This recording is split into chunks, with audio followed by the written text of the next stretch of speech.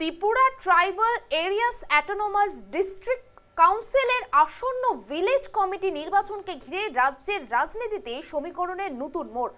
BJP ও তার শরিক দল তিপ্রামথার মধ্যে জোটের সম্ভাবনা নিয়ে দীর্ঘদিন ধরে যে রাজনৈতিক জল্পনা চলছিল, বৃহস্পতিবার সেই জল্পনায় কার্যত নতুন মাত্রা যোগ করলেন মুখ্যমন্ত্রী ডক্টর মানিক সাহা।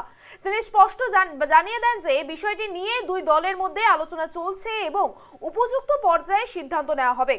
বৃহস্পতিবার আগরতলার নজরুল কলাক্ষেত্রে জরুরি অবস্থার 50 বছর পূর্তি উপলক্ষে বিজেপি আয়োজিত সংবিধান হত্যা দিবস কর্মসূচিতে অংশ নেওয়ার পর সাংবাদিকদের প্রশ্নের উত্তরে মুখ্যমন্ত্রী বলেন, বিজেপি এবং এনডিএ শরিক দলগুলির মধ্যে নির্বাচনীয় সমঝোতা নিয়ে আলোচনা চলছে।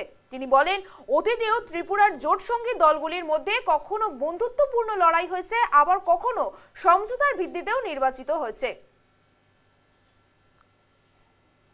অ্যালায়েন্সের বহু জায়গায় আছে, অ্যালায়েন্সে থাকা সত্ত্বেও অনেকে আবার একজন আরেকজনের সাথে ইলেকশনে লড়েছে। তো আমাদের ত্রিপুরা তো এরকম হয়েছে কিন্তু আগেও, এবং ফ্রেন্ডলি ইলেকশনও হয়েছে আগে।